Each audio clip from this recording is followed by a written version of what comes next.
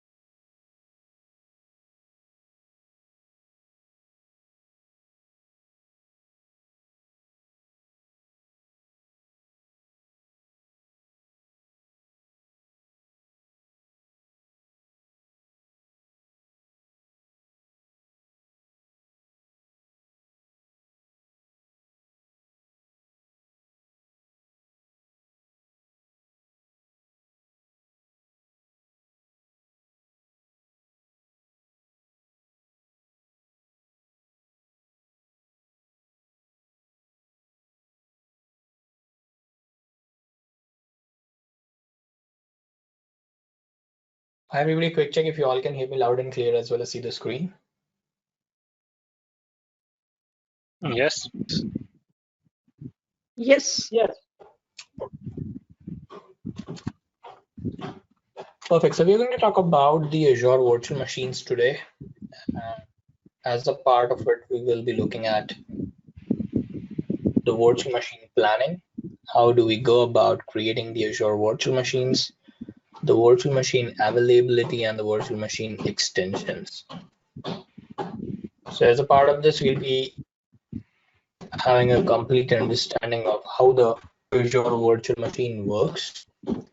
Also, we'll be talking about the virtual machine planning, and as a part of this, we'll be starting with the first module where we look at what is IaaS cloud services, what is planning checklist, how the location and pricing for the Azure VM works, talking about the virtual machine sizing, the virtual machine disk options, different storage options, and the supported operating system.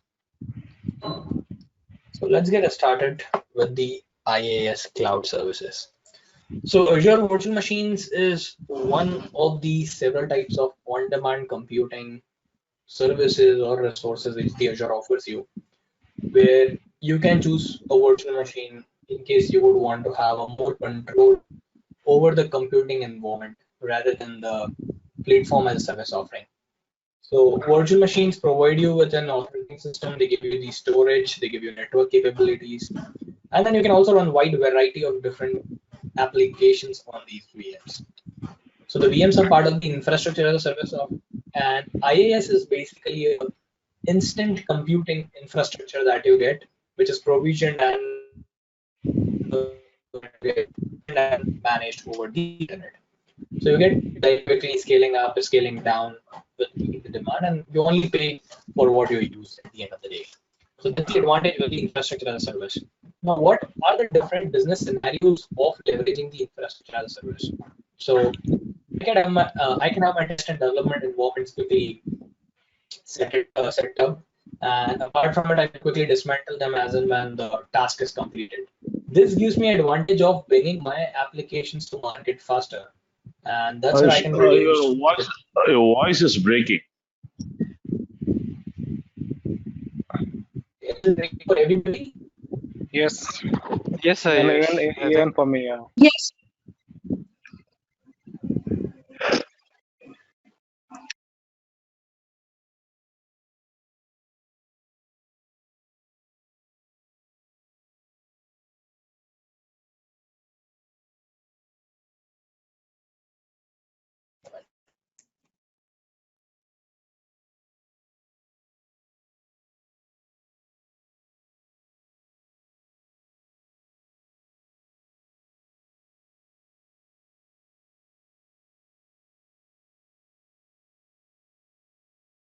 Can you hear me properly now? yeah, it's much better now. Okay. Yeah, better now. So talking about the infrastructure as a service benefits, So there are different business scenarios for the IaaS that we can leverage. So one is the test and development. So the teams can quickly set up and dismantle the test and development environments. And this gives them an added advantage of bringing in their applications to market faster. That means I am able to reduce the time to market. And time to market is from the time you start the development till the time the product reaches hands of the customer. So that's where IaaS makes it quick and economical to scale up your dev test environments up and down. We do a website hosting where you can run the web applications using the infrastructure as a service, which can be very less expensive compared to on-premises or web systems. You have options of storage and recovery, storage backup recovery. Again, this helps the organizations to avoid the capital outlay which they might have to go with for the storage and complexity, as well as the management of storage. Rather than that, they can go ahead and make use of the IaaS for storage backup and the disaster recovery scenarios. That way, you also don't have to have Hello, a Ayush. skilled staff to manage. Ayush, sorry to interrupt you, but still, hello.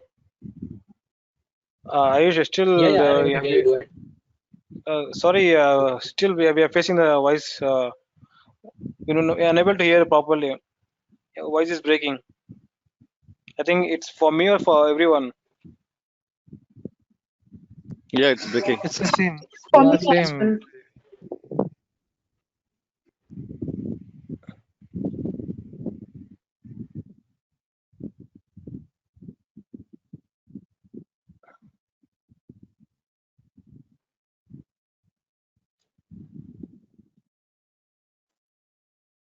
Check.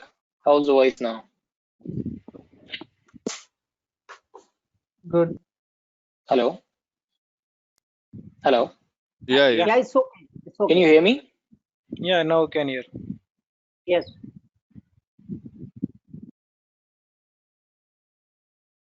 Hello?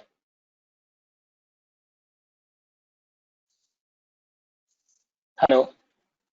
Yeah, Ayush. Check. 1, 2, 3. Can you Yeah, hear we me? can hear you. Yeah, we can hear you. Yes. Yes. Yeah. Please. Hello? Can you hear me, guys? Yes. Yes. Yes, we can hear you. Can you hear us? Perfect. Yes, you are. Thanks for the quick confirmation. So talking about the IaaS cloud services, we talked about the testing and development. We talked about the website hosting and then the storage backup and the recovery. We do have web applications where the IaaS provides you all the required infrastructure to support the web applications, which could include your storage, it could include your web application servers or different networking resources as well. So again, you can quickly deploy your web applications on this IaaS and scale the infrastructure to meet the unpredictable demand that you might have. We do have high performance computing, which you can use for scenarios like maybe earthquake detections, protein folding simulations, the climate and weather prediction. So all of these financial modeling or evaluating of the product design kind of scenarios makes use of the high performance computing, which require high amount of compute, which the Azure VMs gives you. Similarly, you can use it for big data analysis or even extending the on-premises data to Azure. So you can extend your on-premises data center to Azure, where you can have the machines available in the Azure to use, use them and connect your physical network to the Azure cloud network in a seamless manner. Talking about the planning checklist. So before we go ahead with the virtual machine creation, there are a few specific aspects that you need to take care of, and that's where we have the planning checklist. So we start with the network. That means we are going to make sure that we have a virtual network in place before you create the VM. Now, as a part of the virtual machine, virtual network will be automatically created by Azure, but you do have an option to separately manage the virtual networks as well. Then we look at naming the virtual machine. So how do you name the VM? That needs to be taken care of. The location of the VM, what size you're going to choose. How about the pricing model? How do you consider the storage for the VM, and what are the different operating system types that the Azure offers us? So starting with the network means by default, when you create a virtual machine, Azure does create a virtual network for you. and the virtual network will be used within the Azure to give you a private connectivity between the different virtual machines or different other Azure services, which are part of the same virtual network. So all the VMs or services which are part of the same virtual network will be able to access one another directly. And by default, any service which is outside the virtual network will not be able to interact with the services which are within the virtual network. Now you do get an option to configure the network so that you can allow access to the external services, which could even include your on-premises servers as well. So as part of virtual machine, probably right now you need not worry about the virtual network. We'll try to understand virtual network more in depth when we'll move to the VNet topic. So for now, just understand that when you create a VM, there is a virtual network as well getting created. Then talking about naming the virtual machine.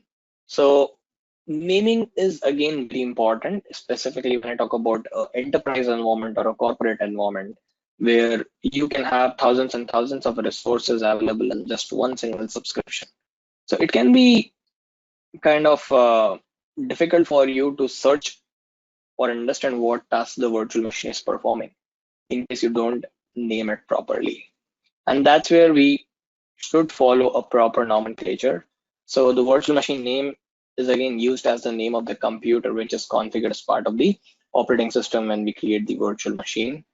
And you get an option to specify the name. It could be up to 15 characters on a Windows VM and up to 64 characters on a Linux VM. And if you look at this table, it describes what all things you can include in the name of the virtual machine. So something like environment, whether you're using the machine for development or for production or for QA, you can include these details in the name. You can give in the location, whether it's US West, US East, or so on and so forth. What is the instance? That means it might be possible that I create 4 web servers to handle the traffic that is coming in for the web application. So in case you're creating similar kind of instances in some numbers, then you can go ahead and give the instance name as well. So let's say my first web server can be given as 01, my second web server can be given the instance name as 02. Then the product or service your virtual machine is being used for, if you know the name of the product, and then the roles, whether it's a SQL server or a web server VM or a messaging service. So you can identify the role of the associated resource. So as an example, if you look at this dev USC web VM 01, that means it is representing the first development web server.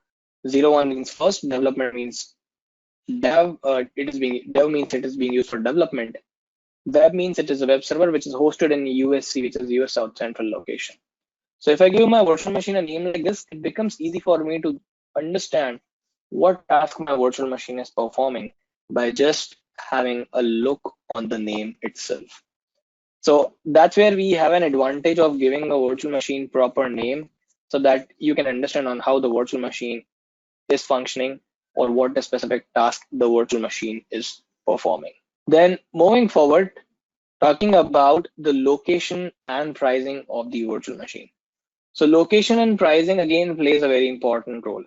Now, when it comes to location of the virtual machine, each region within the virtual machine has got, each region within the Azure has got different hardware and service capabilities available.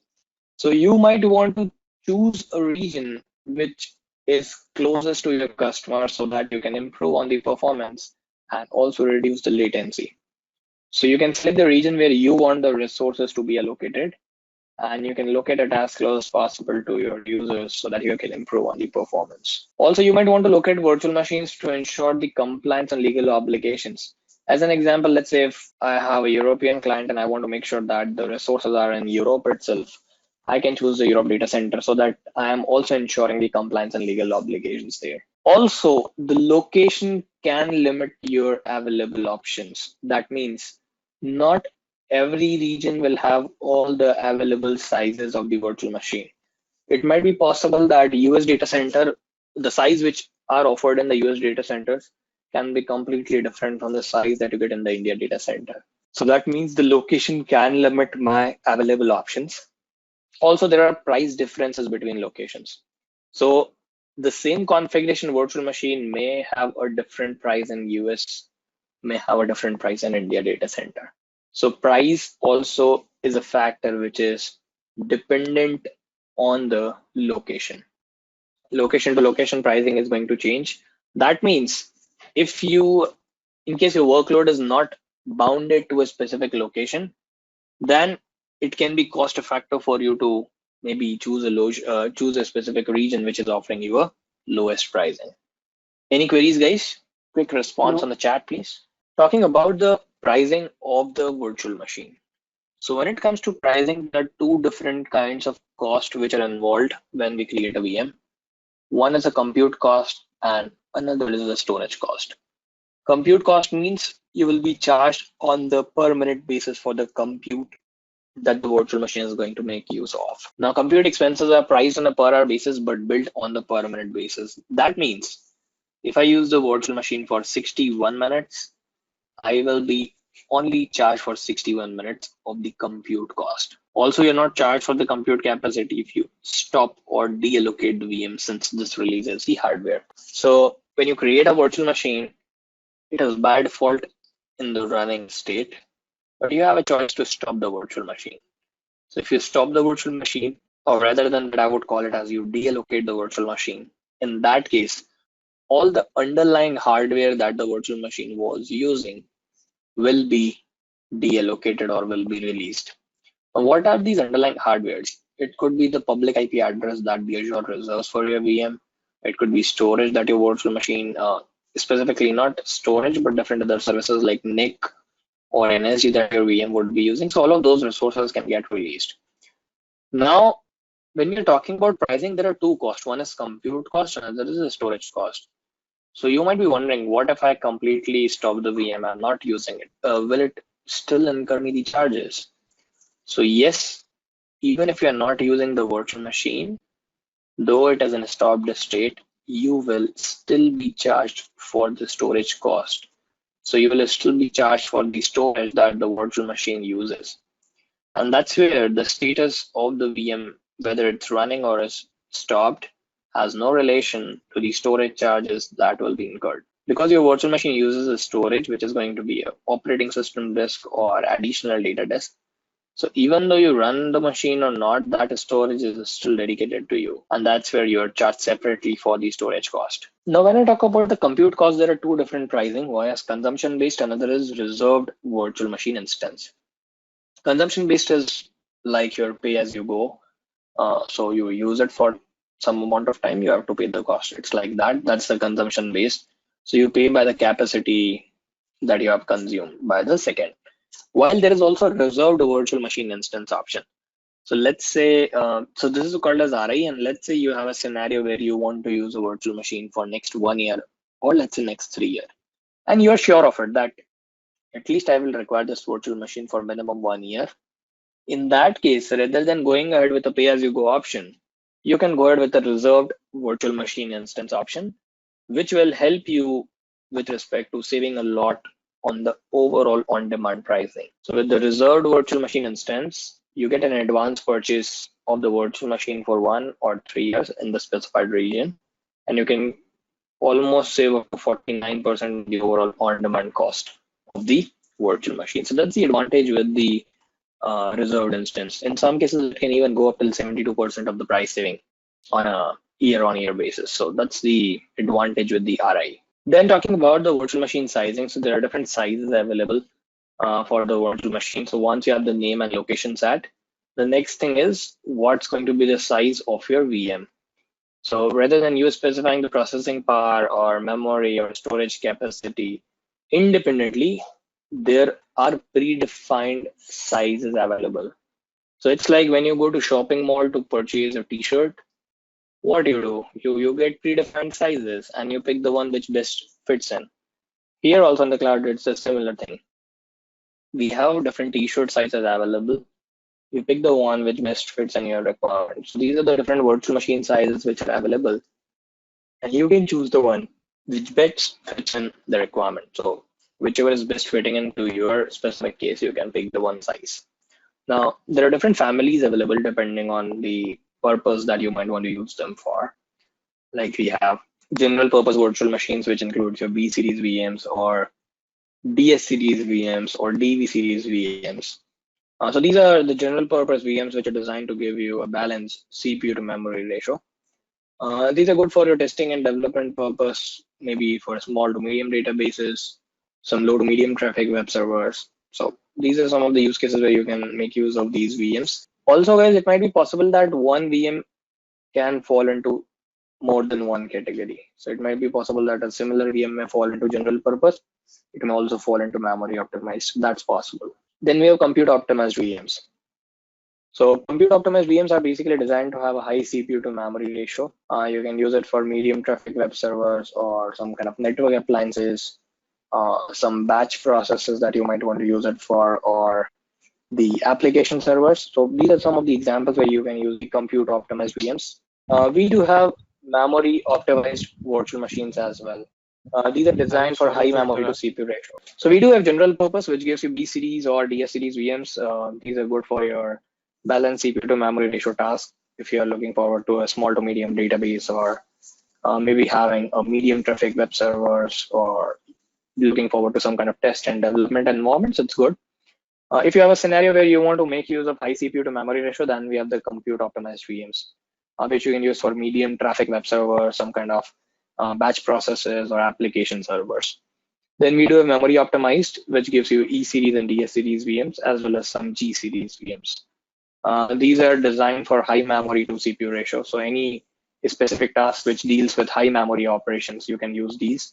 These are good for your relational database servers, which again requires in-memory analytics related stuff, or some kind of large caches. That's where you can make use of this. Then we have storage optimized, which is giving you high disk throughput. Again, good for running the databases. And then we have the GPU in case you are, let's say, when you try to go to purchase a property, or let's say a flat or anything else, normally the builder shows you a walkthrough of how the building is going to look like once it is completely constructed. Now, those kind of videos requires high amount of graphical processing, rendering, or heavy graphic rendering or video editing, which is involved to create such kind of videos. That's where we have the GPU machines, which gives you those functionalities where your scene can render quickly. And these are again good for model training or even for inferencing with the deep learning scenarios. And lastly, we do have HPC machines, which are high compute machines, again giving you fastest and most powerful CPU virtual machines through the network interfaces and the high throughput there. Now, whenever you choose a size of the virtual machine, it can again be depending on what makes most sense to you. And there are predefined t-shirt sizes, so it is not customizable. So let's say tomorrow you have a requirement of a machine with 8 GB of RAM and some 5 vCPUs and any other requirement, then that's not possible. You will have to make use of one of the available sizes. So it's like predefined size and you have to choose one of them. So depending on your requirement, you can choose a nearby option which best fits in. Also, when you move from one size to another, let's say today I create a virtual machine with the DS2V2 configuration, and tomorrow I move from DS2V2 to DSV3. In that case, the virtual machine will be rebooted. So even, I mean, whenever you try to change the size, that means a scale up or a scale down, it does reboot your virtual machine, which can lead to some amount of downtime or a temporary outage for you. So do take care of those scenarios as well. Then talking about the virtual machine disk. So in terms of disk, you get operating system disk, there is a data disk and a temporary disk. So all the Azure virtual machines will have at least two disks. One is an OS disk, which comes by default along with the virtual machine. So this operating system disk basically that you see is having the pre-installed OS in it, which was selected when you create the VM. So I can have a Windows VM or I can have a Linux VM, depending on the choice of VM we select, it gives you that pre-installed operating system. And then we have the max capacity of 204 GB. That means the max capacity of the operating system disk is 2 TB. And by default, when you create it along with the VM, it comes with 127 GB, which is expandable up till 2 TB. Then we do have the OS disk, which would be labeled as C drive by default and SATA drives. We do have temporary disk. This temporary disk depends on the size of the virtual machine. So temporary disk is basically giving you a short-term storage. That means it is first of all not a managed disk, and then second, it is short-term storage for your applications as well as some processes which might want to store data for, let's say, page or swap file operations.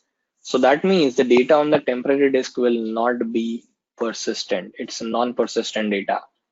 That means if you restart the VM or shut down or start the VM again, all the data that is kept on the temporary disk will get lost.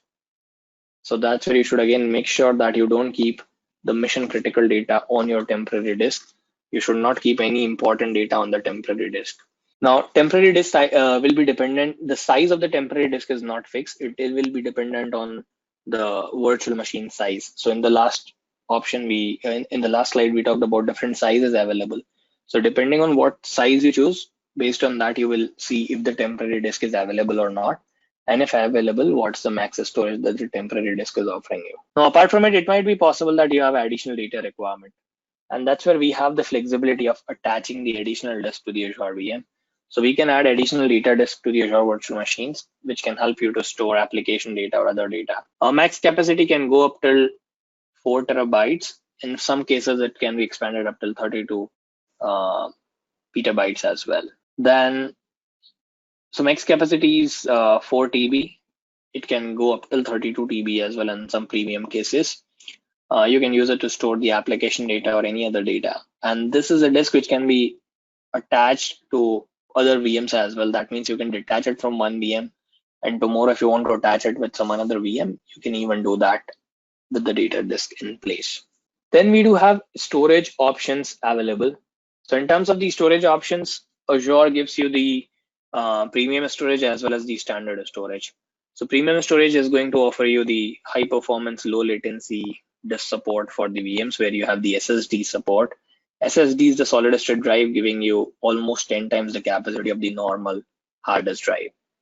So you can take advantage of the speed, you can take advantage of the performance of the premium storage disk. Again, when you are looking forward to migrating the existing VM to the premium storage as well. There are two types of disks that Azure offers you.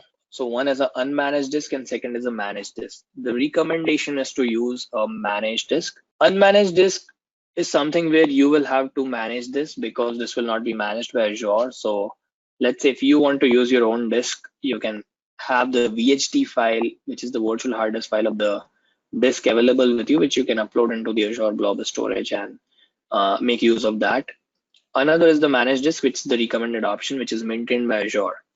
So you can think of it like a physical disk on your on-premises server, but then let's say it's virtualized. So Azure managed everything for you.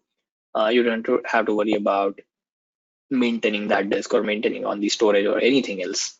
There are different types of disk available, like SSDs, standard SSD, SSD, or the normal hard disk drives as well.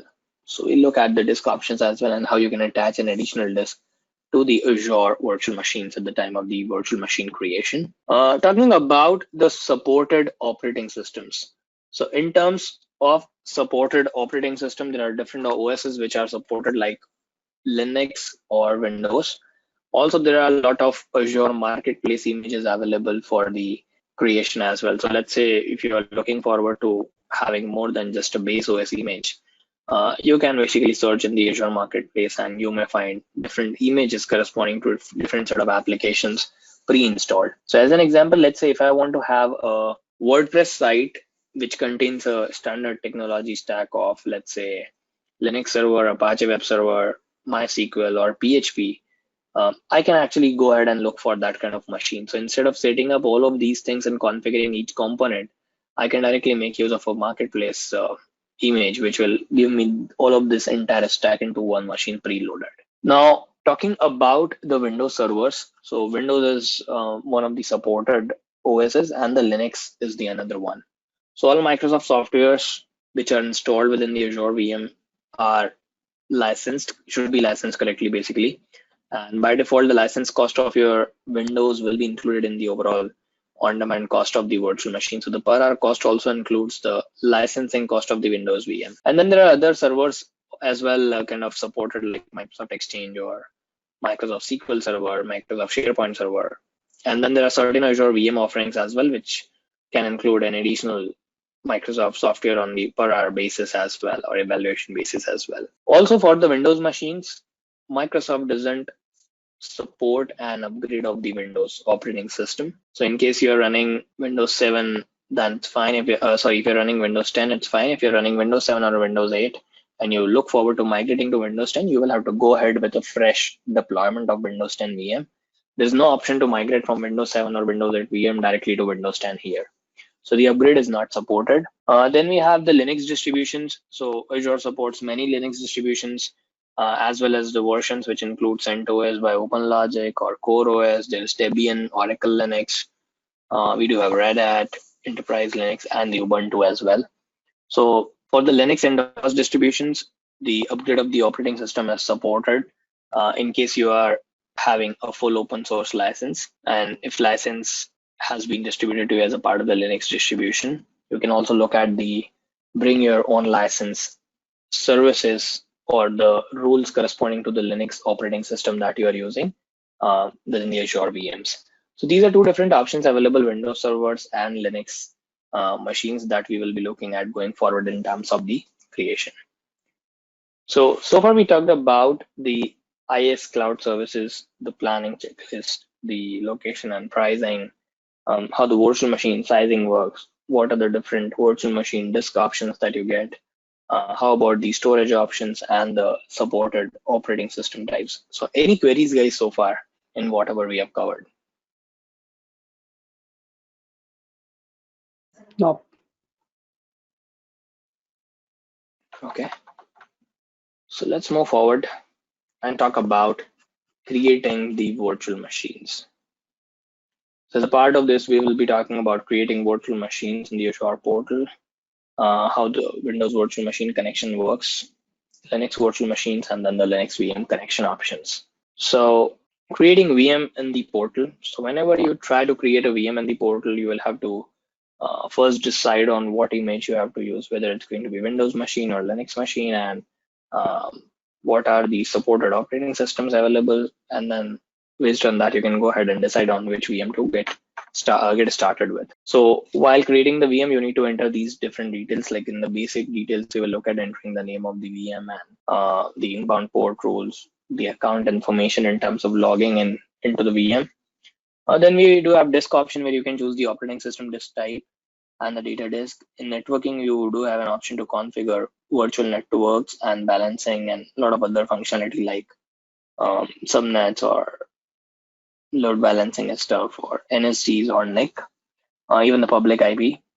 Then we have management where you can look at monitoring, auto shutdown, and backup options, and the guest config for the Azure specific configurations related to the diagnostic logs.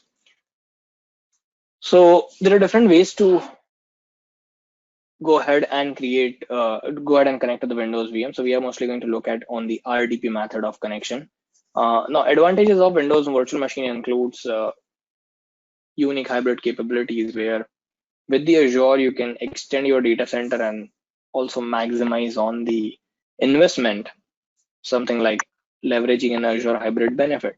So let's say if I create a Azure SQL server or a Azure Windows server machine, I get an advantage to make use of my existing on-premises license on Azure. So that's the unique hybrid capability that the Azure offers you, where if you already own a license, you can save up to almost 40 to 49% on the overall on-demand cost of the virtual machine. Then we do have advanced multi-layer security, which will help you elevate the security posture, which is available as a part of the NSG and the DDoS attack protection. We do have faster innovation for applications, which enables the developers as well as IT professionals, where we can create new and modernize the applications. And lastly, unprecedented hyper-converged infrastructure. That means it is all a software-based infrastructure, and it's available for everyone. It's available everywhere, and it's easy to scale. So that is what it means by the unprecedented hyper-converged infrastructure. So these are some of the unique capabilities that the Azure virtual machine offers you. Now, talking about the Windows VM connections, like what are the different VM connection options? So you can connect to the virtual machine using your normal MSTSC, which is basically the remote desktop protocol. make sure you have the port 3389 enabled. So the Azure VM, specifically the Windows VM, makes use of the port 3389 so that you can establish the RDP on the machine. And then we have the Azure PowerShell as well, via which you can download this file. So we'll look at the method via the portal where we can directly connect to the Azure VM. So let's go ahead and create a VM in the Azure portal. So that's where I'm on the Azure portal, and to get started with creating a Windows VM, we will go to create a resource, search for a Windows 10 VM. It is going to give me different marketplace offerings corresponding to the Windows 10. We are going to select the Windows 10 option, which is right available over here, and click on this. And then you get different versions available here. So we have version 1909, which is Windows 10 Pro. There are a lot of other versions like ZHCN and Pro and Enterprise versions. So the Azure free trial, you don't get an option to create the enterprise VMs. And then ZHCN and Pro N are specific to some language specific location. So we'll go ahead with the Windows 10 Pro version 1909 and then click on create. That's where we are on the creation of the virtual machine blade, where we select the subscription. We'll create a resource group. Let's name this as Ayush Windows VM, or maybe just simply Ayush VM should be fine. Let's name this as Ayush VM. Click on OK. Enter the virtual machine name. I will enter the name as Ayush Windows VM. You can select a location of your choice, so there are different region options available. I'm going ahead with Central US. We'll not touch base on the availability option for now. We'll look at it later on. And I'm already going ahead with Windows 10 Pro version 1909. There is also an option called as Azure Spot Instance. So Spot Instance basically means that you will get a shared quota that will be shared between different VMs, and the capacity of the virtual machine can be taken away anytime. So when you use this option, you can basically get up to 90% of the discount on the overall on-demand cost of the Azure VM. I would not recommend this option to be used apart from testing. So in case you're using the Azure VM for testing purpose, you can make use of this option. For production VMs or staging VMs, this should not be used, because with the spot instance, your compute capacity can be taken away anytime. So it's basically more of a discounted option where you get the virtual machine for some amount of time. Then we do have the size option. That's where we select the size of the virtual machine. So I will click on change size. And you will be able to see I have different sizes available for the virtual machine. We have A0, A0, A1, A3, a lot of other sizes available. So that's where I can search for the VM by the size. So I'm going to go ahead with the DS2V2 VM. That's my personal favorite because it gives me 2 vCPUs, 7 GB of RAM, 8 data disk support. So additionally, I can add the 8 data disks to this VM, giving you max input output operation per second of 6400. Temporary storage 14 GB. So it is going to give us a temporary storage of 14 GB in size. And then we have the support for premium disk as well. That means it does support SSD as well. And the overall cost per month is going to be like 7044.54 INR per month. That's going to be the total cost of the virtual machine. Let's click on select. Then we enter the username and password with which you will be able to log into the VM. So let's say I enter the username as Ayush, and then the password that I'm going to use to sign into the VM.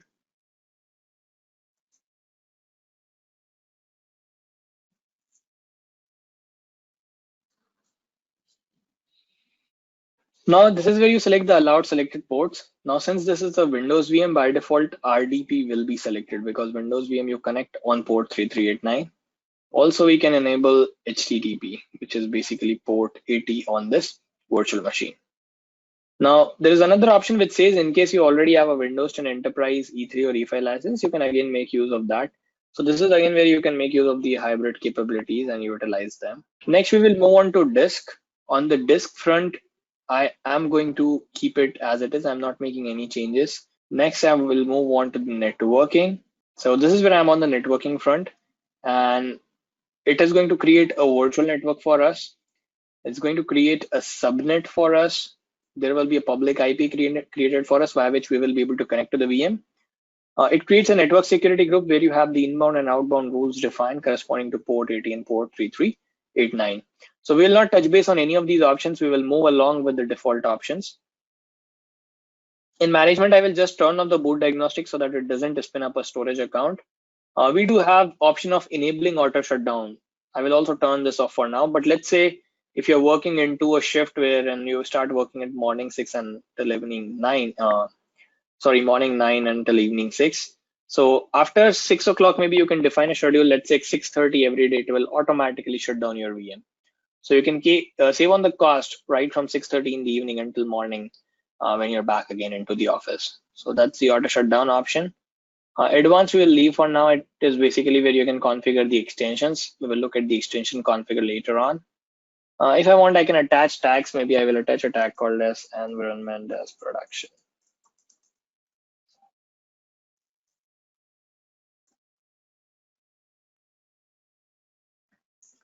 And let's click on review and create. So guys, though we are creating virtual machine, but on the underlying layer, Azure is going to create a lot of other resources as a part of this VM. So Azure will create a virtual network, a subnet, a NIC, a network security group, a public IP. There will be a lot of resources which the Azure is going to create on the underlying layer for us. And let's click on create. So you see the pricing comes out to be 9.6501. That is almost 9 rupees 65 paisa per hour. So I mean that cheap it is. And let's click on create to create the VM.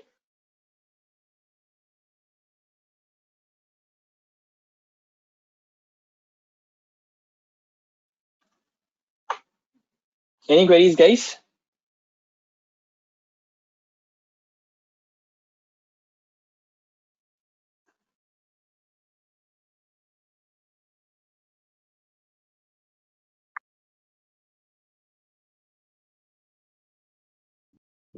No issue. Okay, so the VM is getting created.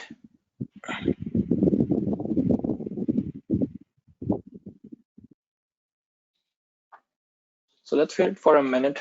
Meanwhile, it's creating the VM. So the VM deployment is in progress. So though we are creating VM, it is going to create a lot of underlying resources like public IP or a NSG, which is the network security group, the network interface.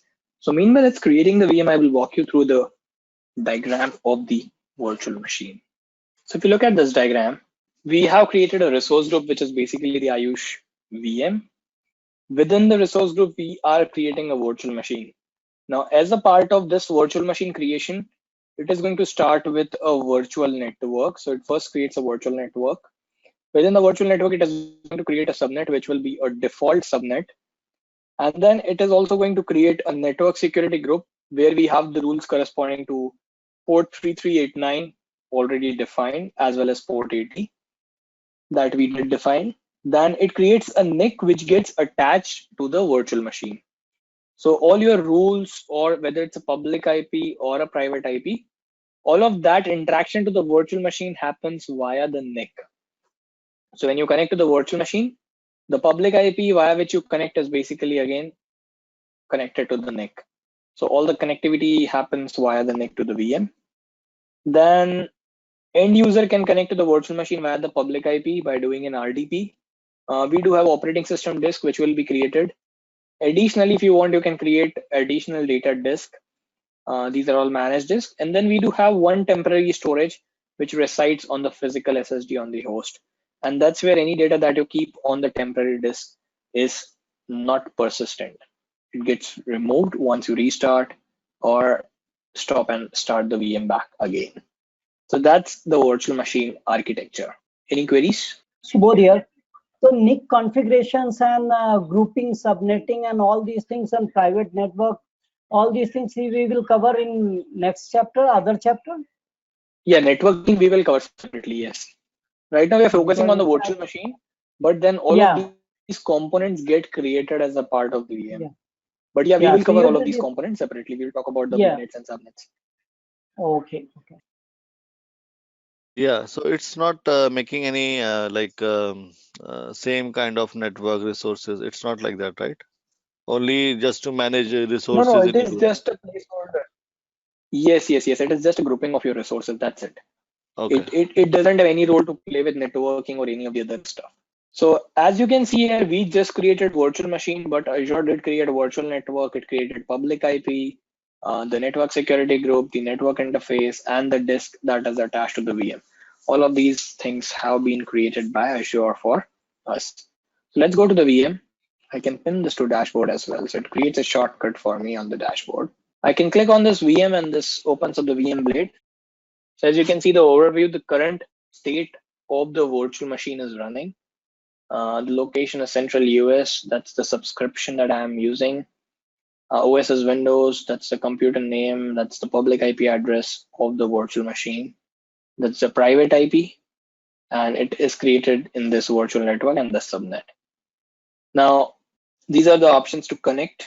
So currently the start option is grayed out because already the machine is in the start state. You can restart the machine from here by clicking on the restart option. If you want to stop the machine, you click on a stop. So the running status will change to deallocated. We do have capture, which helps you to create an image of the virtual machine. We'll talk about this later on.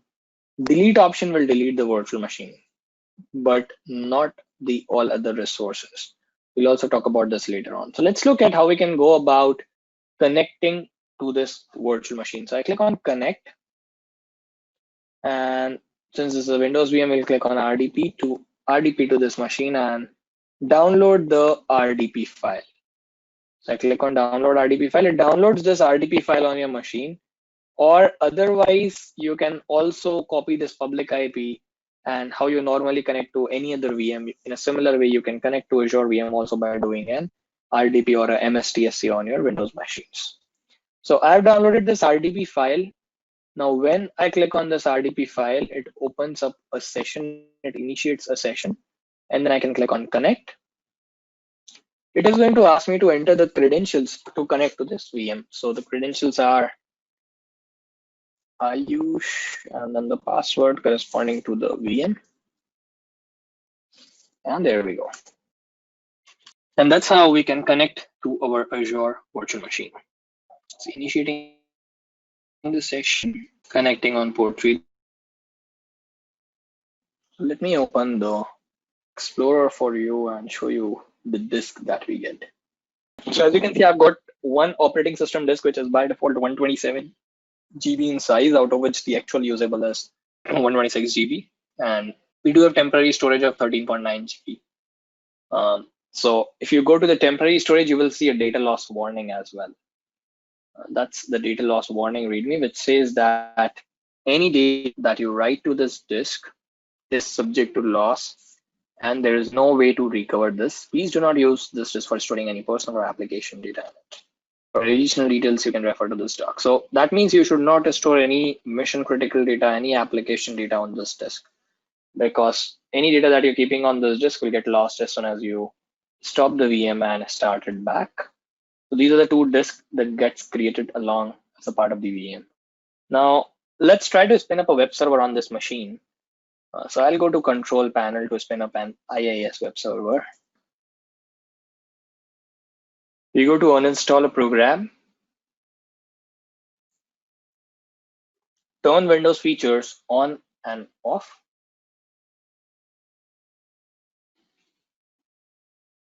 And then here I can select IIS and click on OK.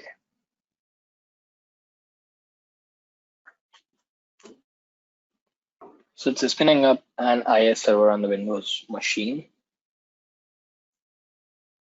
And let's click on close. So that's done. Now if I go to localhost on my machine, let's go to localhost.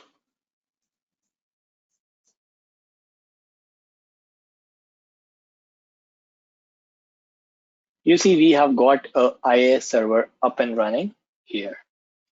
So that's how we can spin up an IIS server on the machine. Now, if I try to go out of this machine and try to hit this public IP, let's copy this and try to hit this in the browser. Oh, sorry, my bad. 168.61.145.183 is what we need to hit. I will be able to see the IIS server available here as well. I mean, the default web page of the IIS web server over here. This is happening because we enabled the port 80 on the machine. So anything which is running on port 80 in the machine, we will be able to see here. So that's how you can connect to the machine, spin up an IIS server, connect to that application which is running on the server on the default web page on the server. Even right now, if you all try to hit this IP, you all also will be able to see the local host page that is available or the default web page that I see over here. Any queries, guys, with respect to the VM creation or how we go about spinning up an IIS server, how we go about creating and connecting to the VM? Any queries? No. I have one query. Yeah. In this virtualization, because I have created one VM of Windows Server 2016, so one of the application I want to run Docker, but I need a nested virtualization. It will support nested virtualization? No, it won't support nested virtualization. You will face issue there. Okay, because Hyper-V manage we need to install. Yes, yes, and probably it won't allow you because it's not the physical hardware. But yeah, there will be definitely workarounds for that. Probably you will need to Google on that. But I'm pretty much sure there are workarounds. No, Apart from that, there is also managed host, Docker service that Azure offers. Okay. There are managed services which Azure offers as a part of the Docker and Kubernetes. Okay, thank you. So instead of RDP, how do we connect with SSH? This VM? This is Windows VM. On Windows, you don't use SSH. SSH is for Linux. Okay, so why the options is there for connecting Windows VM? You can enable port 22. So basically, these are the default options. I mean, that's Azure port option. These are not customized according to whether it's a Windows or whether it's a Linux VM. These will be available for all types of VMs. It's a common Azure option. Okay, if we allow the port 22, can we do SSH and connect with the VM? You cannot do SSH, but no, you won't be able to do that because Windows machine you cannot. You don't use SSH for Windows. It's for Linux machine. But you may want to enable that port and run something else on that port within the VM. So like how I have spinned up a web server on port 80, which is a default port for HTTP. I may want to do something else on port 22, and that way I can make use of port 22. That we will read in networking, right? Hello. Yeah. So how do you add the rules and all? We will be read in the networking. Yes. For Linux and Unix, no, for both the purpose, we use normally SSH. Yeah. For both the purpose, it's going to be port 22.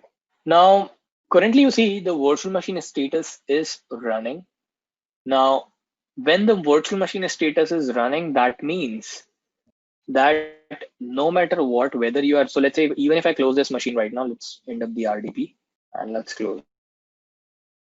Now, even though I'm out of the machine, I'm not using it, still I am being charged for the compute cost as well as the storage cost of the VM because the status of the virtual machine is currently running. So in case I want to make sure that I'm not being charged for the compute cost, I will need to stop the virtual machine, which will change this status to deallocated. And that's where I will save on the compute cost, but still I will be incurring the storage cost that the virtual machine is using on. Also, guys, when you stop the virtual machine, it will deallocate this public IP as well. So in case this public IP is dynamic in nature, it will get released, and next time when you switch the machine on, it will allocate a new public IP to your machine. So let me copy this public IP. Yeah, let's paste this here. I will stop the VM. So when I stop the VM, it does give me a warning that do you want to reserve the public IP? So it gives me an option that I can reserve this public IP so that it becomes static in nature. And then if I restart the VM or if I stop and start the VM back, this public IP will not change. So as of now, I'm not reserving this because reserving the public IP incurs the cost. We'll click on OK to stop the VM. So it's stopping the virtual machine, and you will see this status running changing to the deallocated status. So let this stop the VM. We'll also see this public IP address will go off, and rather than this, the name of this public IP will appear. So it says successfully stopped the virtual machine. And as you can see, the status of the virtual machine has changed to stopped deallocated, as well as the public IP address has changed to Ayush Windows VM IP. Now, if I start the VM back, you will see it's going to get a new public IP available. So that's where you can see it has got a new public IP available, which is different from the one that we had here. So as you can see, both the IPs are different. So that's where you have an opportunity to make this IP turned into a static one as well, but that again incurs a cost. So reserving a public IP will incur cost. We'll talk more on the public IP front when we'll start with the networking module. So guys, any queries till now until whatever we have covered so far? Something like creating a VM, connecting to VM, how do you spin up an IaaS server? How do you stop the VM? With IaaS only, I need some clarification. What is the main use of that IaaS? Yes, I got it. So that's a web server basically. So like how you have different other web servers like Apache Tomcat or maybe Node.js web servers. It's just an example of a web server where I have spinned up a web server within the Windows 10 machine. So that has got nothing specifically to do with Azure, but how I have spinned up an IaaS server, maybe you might want to spin up your own web server, which could be any other web server, could be Tomcat or could be any other thing if you're a developer. And you can expose that on port 80. So any application that is running in your machine on a web server on port 80 can actually be hit directly by the public IP on port 80. That was the main reason for me to spin up that IaaS web server, which is the Internet Information Services. That's a default web server that Microsoft provides you. I have one query. Suppose I have hosted one application in one of the virtual machine instance, and I want DNS registration because name to IP I want to access from outside. I don't want to give the public IP address to the colleagues to access. So what DNS registration I have to pay for this Azure, or Azure will provide inbuilt this cost for DNS registration and there is public this IP going to be reserved? So in this case, you have this DNS name available. You can click on configure, which configures a DNS name corresponding to this public IP. If you click on configure, it gives you an option to give in a name of your choice. You can give any name, something like, let's say, Ayush. So it will be ayush.centralus.cloudapp.azure.com. That becomes the URL. Now, no matter whether this IP keeps on changing or not, this DNS name will always point to the IP corresponding to your virtual machine. And suppose my application want to run on HTTPS, I want a certificate. So I can take from outside certificate and import the certificate into IaaS, or I have to go to the Azure only? Yeah, no. You can upload that on the IaaS web server. So basically, now your application is running within the machine, right? So everything is happening right within the machine. So you will need a SSL certificate at the application layer. So rather than a port 80, you will need to then enable port 443, have an SSL certificate corresponding to application, and that's how it is going to work for you. I can buy from Azure, or I have to buy from outside and can import into Azure application, Azure SSL? Here we are talking about the virtual machine. So try to understand, this is infrastructure as a service, right? So anything that you are doing here is basically at the virtual machine level. So you're doing everything within the VM. I'm not directly exposing my public IP to the users. I may use a DNS name, but directly you won't be doing that. You would either be making use of a load balancer or a traffic manager to route the traffic to this virtual machine. Directly, you won't be doing it. So that with all that SSL certificate that you're trying to have corresponding to the application or corresponding to the LB or any other resource that you're trying to create can be achieved.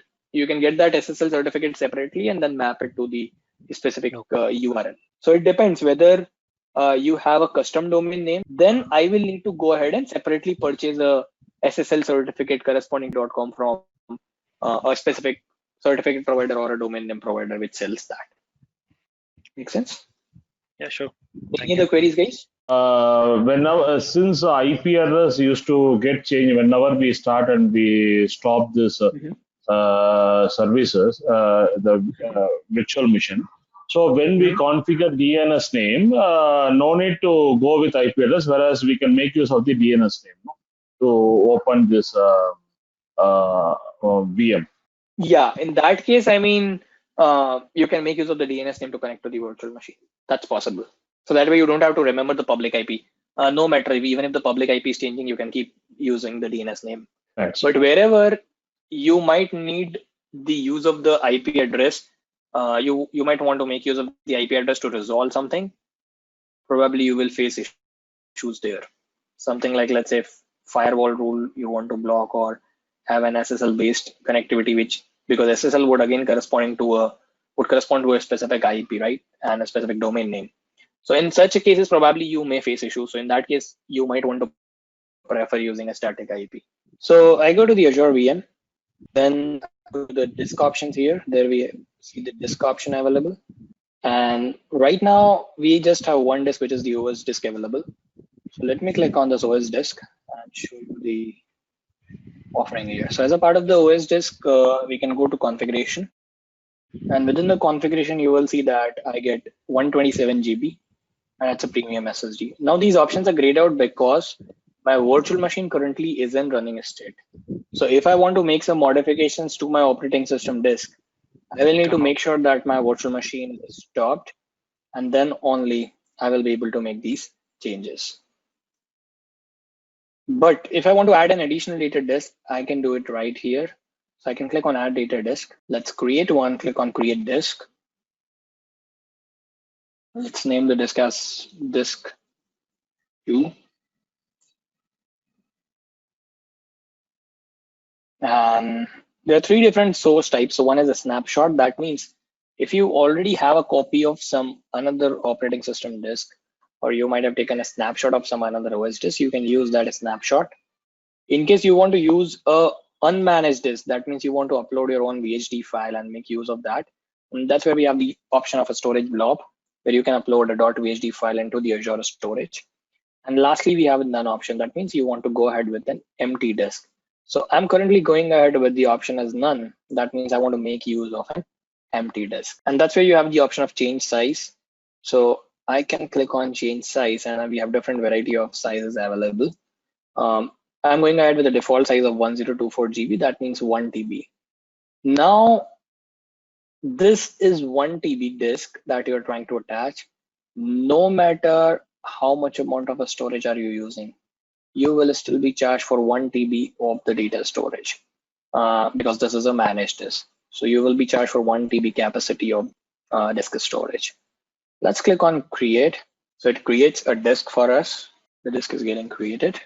I can change the host caching to read and write so we can perform these operations, and click on save. So do not forget to click on the save after the disk has been created. Once we click on save, so guys, if I now go to VM, should I be able to see this disk? No, disk management you have to add. Right, so we'll have to go through the process of the disk management. That's a normal Windows 10 operation. Again, has got nothing to do with Azure.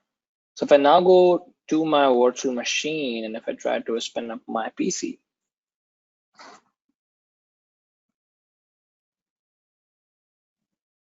we don't see a disk available right here, right? It is still showing us an OS disk in temporary storage, and that's where we go through the process of the disk management.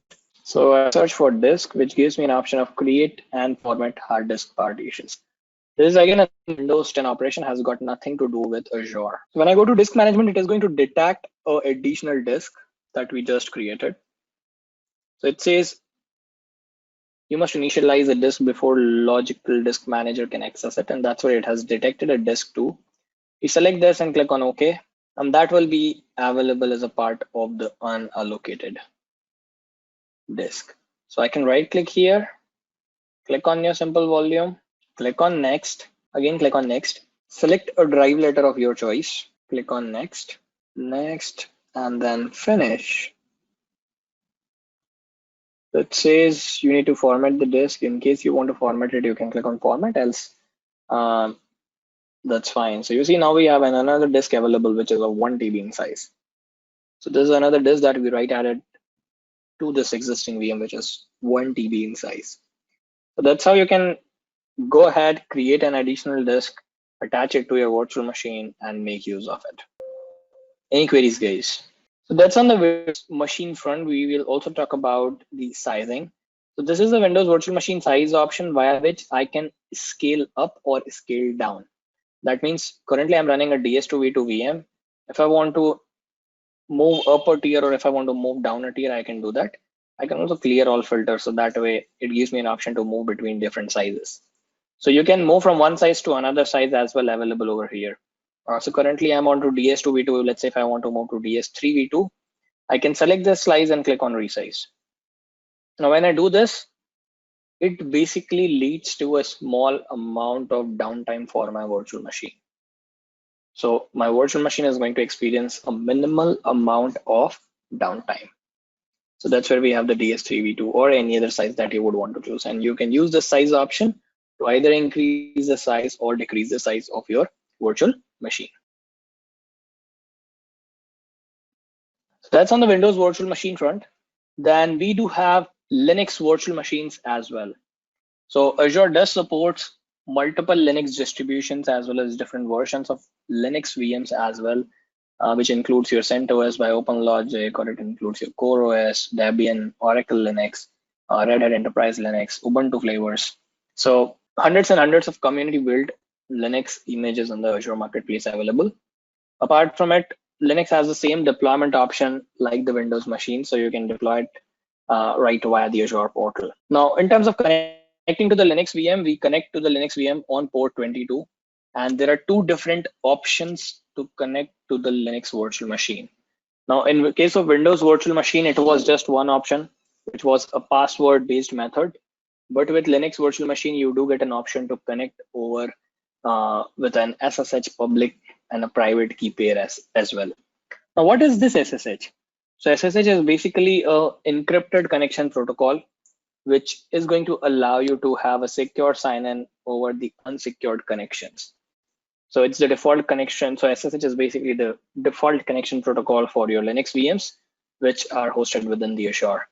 Now, though I have a password-based method, but in case I'm looking forward to a more secure and preferred method of connecting to the VM, then I would prefer making use of the SSH public and private key pair, which is also called as or known as SSH keys. So this SSH public key basically allows us to have a public key and a private key. So public key will be placed on our Linux virtual machine, while the private key is going to be with me on my local machine. So I need to protect this private key and I should not share this. Now, whenever I want to connect to the VM, I can make use of an SSH client to connect to the virtual machine. And it also depends on your organization security policies, where you may want to reuse the same single public or private key pair to access multiple different Azure VMs and services. So you might not need a separate pair of keys for each VM or service that you would want to access. So let's go ahead and look at creating a Linux virtual. So I'll go to create a resource, search for Ubuntu. It's going to give me different marketplace options like Ubuntu server 20.04, 16.04, 18.04. So I'll go ahead with an 18.04 LTS version. Click on create. Again, the process remains same. So we'll create a new resource group, name this as Ayush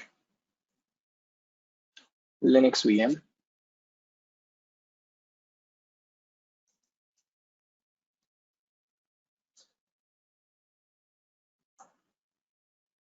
Click on OK.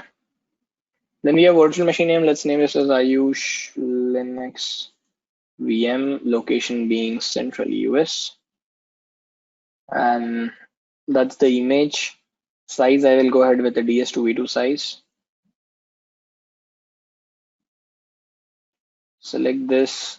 Now we have two options, SSH public key and a password. First, we will look at a password based method. So I select password. Let's enter the username.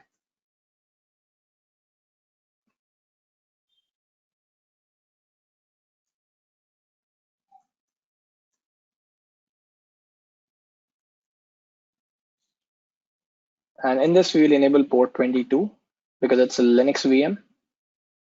Onto the disk, onto networking. All of the things will remain same here, like how we had for the Windows VM. We'll turn off the boot diagnostic, turn off the auto shutdown. Move on to advanced, next tags, and then quickly review and create. Also, the time it takes for a Linux virtual machine creation will be much lesser than time it takes for the Windows VM creation.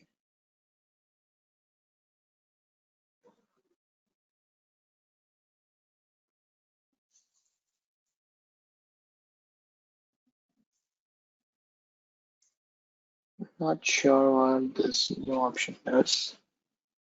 Okay, I think let's go ahead and try to change this to 16.04 and see if it works. Yeah, probably some issue with the 18.04 LTS VMs, seems like. So for 16.04 it works fine, 18.04 probably there's some licensing issue. That's where it was asking me for the mobile number. So I can click on create.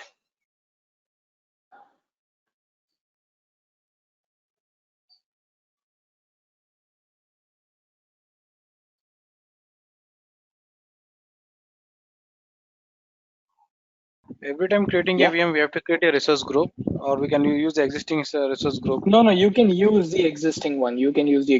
Since I'm doing a demo, I'm preferring to create a new one. So I can show you what all things get created and how it gets linked. But you can make use of the same resource group. In my existing resource group, I have created 3 or 4 VMs. After using, I've deleted. But a resource group, I didn't delete. Is it going to chargeable if I keep resource group on working state? Just check if there are no resources in resource group, it finds. But if you delete a VM, it might have not probably deleted the linked resources. So I would recommend delete the resource group itself. It takes just half a minute to create a new one. So that way, it is always good to delete that, so that at least if there are a few resources left over also, it will get deleted as a part of the resource group deletion. Okay. So that's the Ayush Linux VM that we created. Again, it has got all of the similar stuff like the Azure Windows VM.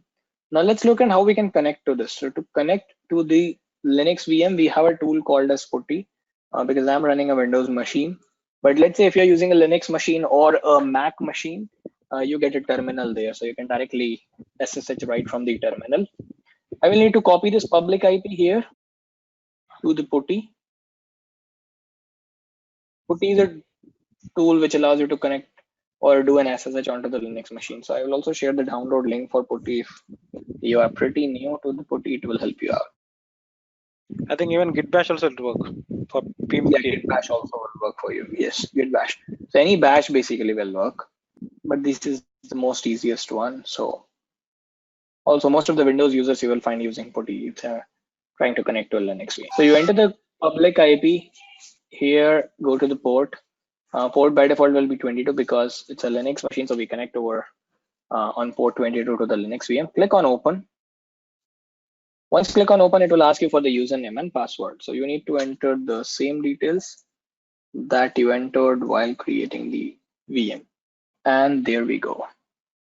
And that's where I'm connected to the Linux machine. So you can run all sorts of your Linux commands here.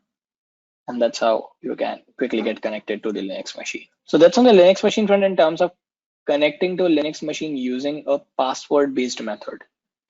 Now, we also talked about another method where I may want to connect it using a SSH public and private key pair. So let me go ahead and create another Linux machine with Ubuntu 16.04 LTS configuration. Click on create. Okay, this time I'll use the same resource group, which is Ayush Linux VM. So let's name this as Ayush Linux VM2, location being Central US. And we'll change the size to DS2B2.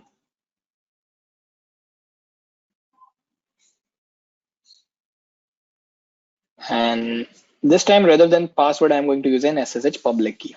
So we given the username. Now there are multiple ways to generate SSH public and private key.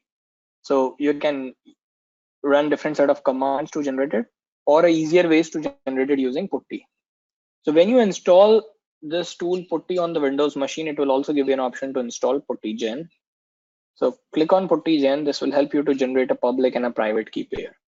So we click on generate, and I will need to keep my mouse moving over here to generate some randomness. So if you stop the mouse, you see, I mean, if I stop the mouse, it doesn't move this cursor. So keep moving my mouse, and you can see it has generated a public key and a private key pair. So we can copy this public key Paste. and paste it in the SSH public key. Okay, I think I copied it. So Azure validates whether this is a correct public key or not. It's validating if the public key is true. It says public key has been validated. Also, you can save the public and private key. So I click on save private key. Let's say I'll name this as Ayush. Similarly, I can save the public key as well. I can name this as Ayush public. Okay, so we have given the public key to the Azure, and private key is something that we will use to connect to this Azure VM. So rest of the other things remain same. I'll quickly move on. Turn off the boot diagnostic, turn off the auto shutdown, and quickly review and create. And let's click on create.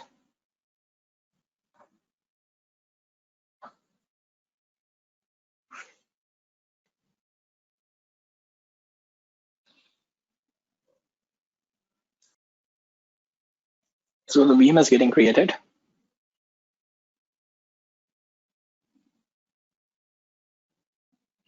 Meanwhile, I'll go and check the keys.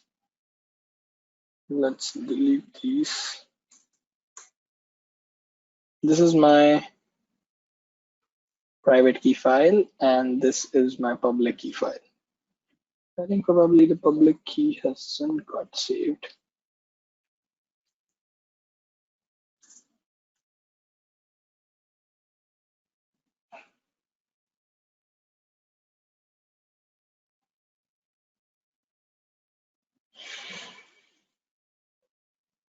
Anyway, we won't be needing the public key, we just need the private key. So let the VM get created.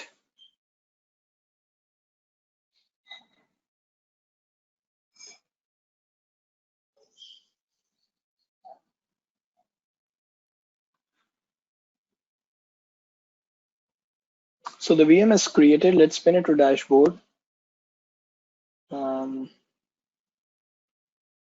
Let's go to the VM. I'm again going to open Putty to connect to this VM. We'll copy this public IP. Now guys, this time since we have made use of an SSH key pair, we cannot directly click on open. We will need to give in the private key file. So in the Putty, I go to session where we entered the public IP, then I go to connection. Sorry, not the connection, but the SSH. So we were on session, we entered the public IP. We go to SSH, and you can click on this plus sign to expand this. In SSH, we have this option of auth. In the auth, you need to browse and give the private key file. So I go to downloads, give this private key file. I'll again show you. We were on SS session. We went to SSH, in SSH to auth. In the auth, you upload the file. Click on open. It will ask you the username. So it validates the username. If the username is correct, it validates the public key with the private key. So it authenticates the public key that we entered in the Azure portal with the private key that we are supplying in the local machine. If both of them validates perfectly, that's where it allows us to connect to the VM. And again, I can run all sorts of command here. So that's how you can connect to the Linux machine using a password-based method or a SSH private or public key pair based method. Any queries, guys?